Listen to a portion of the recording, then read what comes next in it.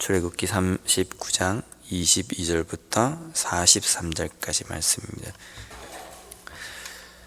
탈무드에 보면 우리가 잘 알고 있는 이야기가 하나 있습니다. 그 이야기는 굴뚝 청소부에 대한 이야기입니다.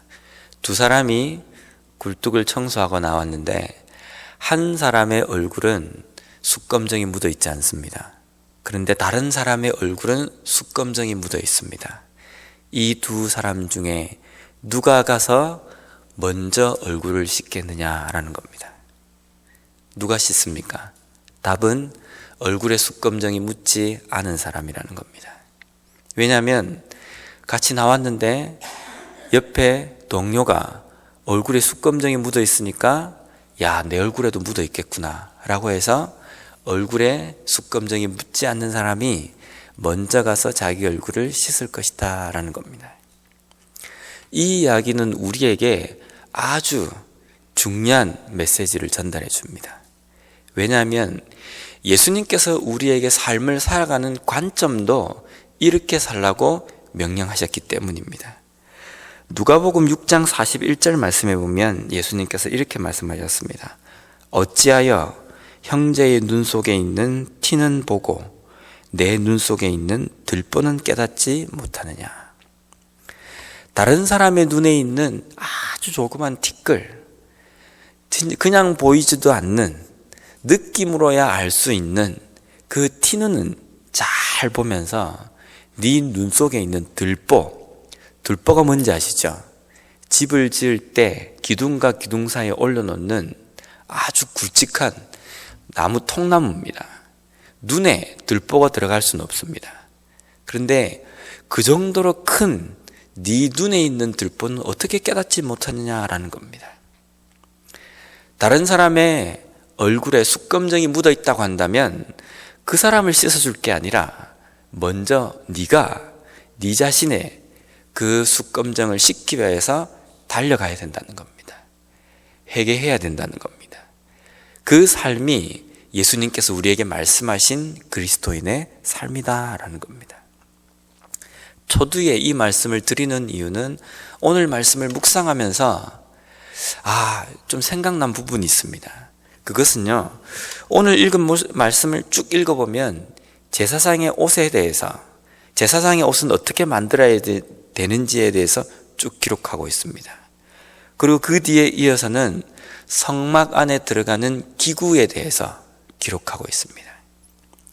출애굽기 28장에는 이것을 어떻게 만들지에 대해서 하나님께서 모세에게 명령하신 내용이 나오고, 오늘 읽은 39장에는 실제 모세가 이스라엘 백성 중에 하나님께서 명령하신 사람들에게 이것을 직접 만들도록 해서 만드는 장면이 나오는 겁니다. 그런데 제사장의 옷과 성막에 들어가는 모든 기구들이 누구를 위한 것입니까? 보통 우리가 생각할 때는 이게 쭉 기록되어 있는 이 장면을 쭉 보면서 일반 백성들과 연관이 있을 거라고 생각하는데 잘 보십시오. 일반 백성들과 연관되는 것은 하나도 없습니다. 일반 백성들은 제사장의 옷을 입을 일도 없고 성막에 들어가서 등잔대나 물두멍이나 번제단이나 이 모든 것을 만지거나 아니면 그들이 사용할 수 있는 기회는 전혀 주어지지 않는다는 겁니다. 이것은 누구를 위한 것입니까? 제사장을 위한 것입니다.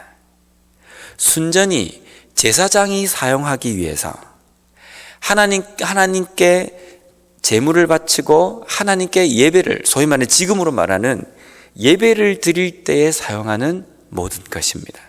백성들하고는 아무 관계가 없는 것입니다. 그런데 이 말씀을 우리가 보면서 우리 스스로는 이렇게 생각합니다. 나는 백성인데 나에게는 이것을 어떻게 적용할 것인가, 이런 생각을 할 수도 있습니다.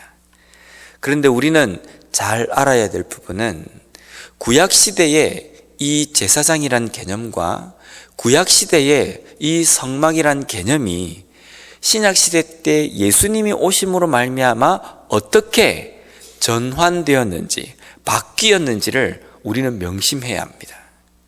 그래야 구약시대에 있는 이 말씀을 우리의 삶에 어떻게 적용할 것인지를 우리가 잘 알 수 있다는 겁니다. 현재의 제사장은 누구입니까? 이 거룩한 세마포 옷을 입고 흉패를 붙이고 관을 쓰고 할 수 있는 이 사람은 누구입니까? 우리입니다. 왜냐하면 베드로전서 말씀에 보면 너희는 왕과 같은 제사장이요 거룩한 나라다 라고 우리에게 말씀하고 있기 때문입니다. 그러면 우리 자신이 제사장이라는 겁니다. 우리 자신이 구약시대에 이 거룩한 세마포 옷을 입을 수 있는 사람이라는 겁니다. 우리 자신이 제사장이기 때문에 번제단에 제물을 포를 뜨고 각을 떠서 거기에다가 제물을 올려놓고 불을 지르는, 불러서 그것을 태우는 그 일을 하는 사람이 우리가 되어야 된다라는 겁니다. 그러면 오늘날 우리가 제사장으로서 이 땅의 삶을 살아가며 어떤 삶을 살아야 할지를 다시 한번 오늘 말씀을 통해서 보기를 원합니다.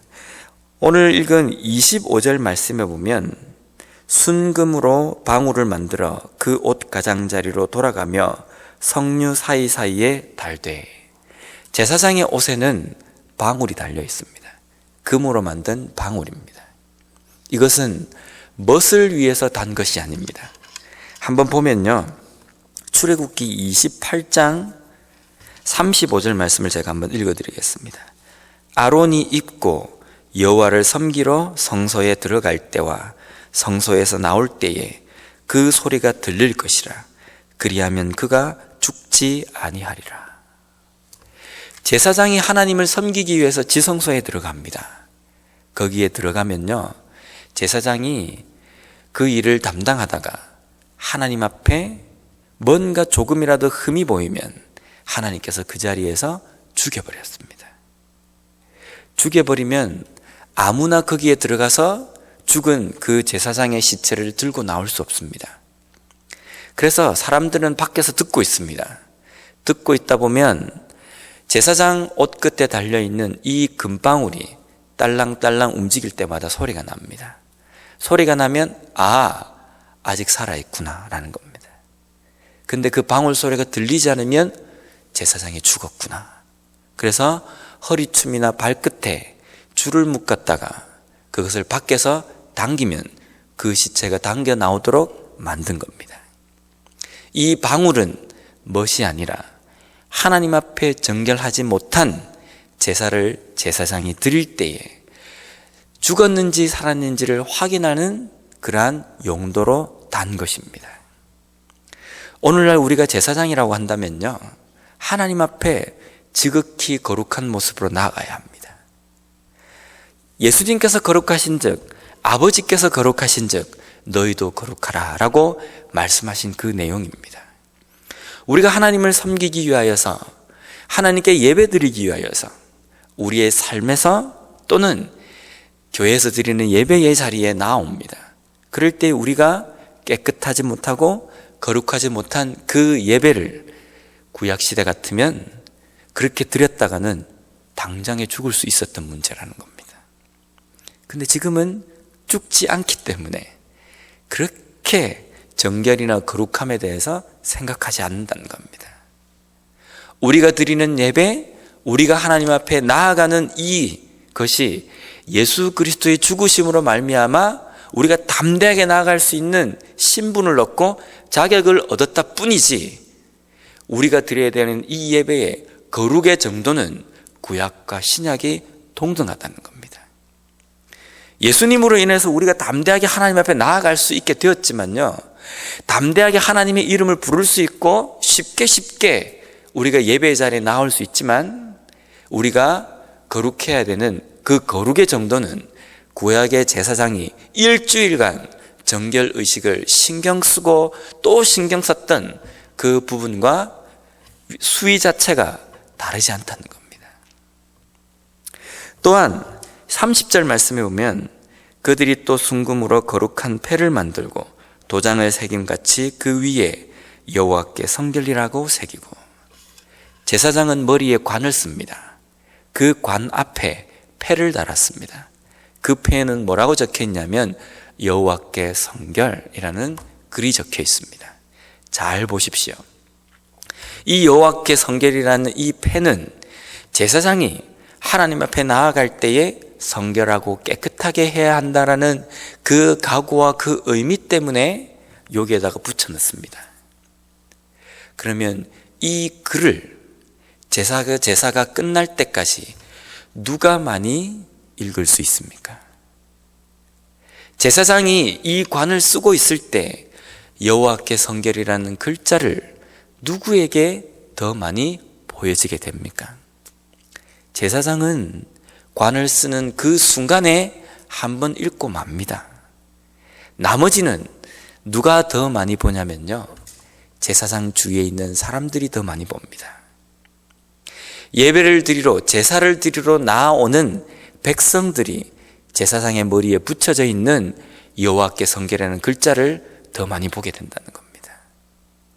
백성들이 그 글을 읽을 때 어떤 마음으로 읽겠습니까? 여호와께 성결이라고 붙어져 있구나.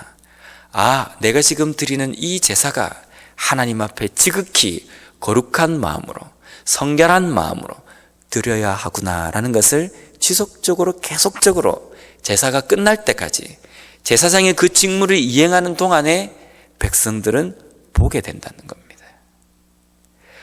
우리의 삶에도 우리가 제사장이라고 한다면 여호와께 성결이라는 거룩한 패가 우리의 관에 가장 잘 보이는 머리에 붙여져 있습니다. 우리 또한 하나님 앞에 성결한 삶을 살아야 합니다. 우리가 성결한 삶을 살아야 되는 것은 당연한 일이고, 우리가 성결한 삶을 살기 위해서 붙여져 있는 우리의 각오와 우리의 결단이 누구에게 더 많이 읽혀져야 되냐면 주변에 있는 사람들입니다. 우리의 모습을 보는 사람들이 우리의 모습을 보며 나도 성결한 삶을 살아야 되겠구나, 나도 거룩한 삶을 살아야겠구나, 이런 생각이 들도록 우리가 살아야 된다는 겁니다. 우리가 제사장이라고 한다면 내가 거룩한 것은 분명한 사실이고, 주변에 있는 사람들이 나의 모습을 보며 거룩함, 성결함을 깨달을 수 있도록 우리가 모범을 보이고 살아야 된다는 겁니다. 우리에게 그런 책임이 있습니다. 말로만, 이름으로만 거룩한 제사장이 아닙니다. 거룩한 제사장이라고 한다면 우리가 구약시대의 이 제사장처럼 거룩한 삶을 위하여서, 성결을 위하여서 힘쓰고 노력하고 몸부림을 쳐야 된다는 겁니다. 목사만 제사장이 아니라 목사도 제사장이고 우리 모두가 다 제사장이라는 겁니다.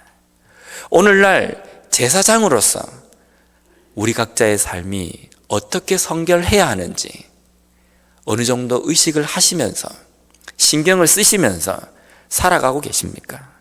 나는 백성이고, 그러기 때문에 예배의 구경꾼이 되어도 되고, 1시간 그냥 좋은 말씀 듣다가 가면 되고, 이런 생각으로 혹시 예배의 자리나 아니면 신앙생활을 하고 있지는 않습니까? 중요한 것은 예배의 주체는, 예배를 드려야 되는 그 주인공은 우리입니다. 우리 한 사람 한 사람이 제사장이 되어서 나의 제사를 하나님께 올려드리는 겁니다. 그렇기 때문에 우리 자신이 거룩하지 않으면 그 예배는 구약시대처럼 하나님께서 제사장을 죽여버리는 예배가 될 수도 있다는 겁니다. 하나님 앞에서 살아있는 예배, 죽지 않는 예배, 하나님께서 받으시는 예배를 드리기 위해서는 거룩함, 성결함에 대해서 다시 한번 우리가 돌아보면서 두렵고 떨리는 마음으로 하나님 앞에 나아가야 된다는 겁니다. 오늘도 우리에게 하나님께서 거룩한 제사장으로서의 직무를 주셨습니다. 매일 삶이 우리의 예배이기 때문에 그 자리에 나아갈 때에 구약의 제사장처럼 거룩하고 깨끗해야 합니다. 그리고 우리의 성결함을 주변에 있는 사람들에게 모범으로 보여줄 수 있어야 합니다. 그러한 삶을 살아가는 우리 모두가 되었으면 좋겠습니다.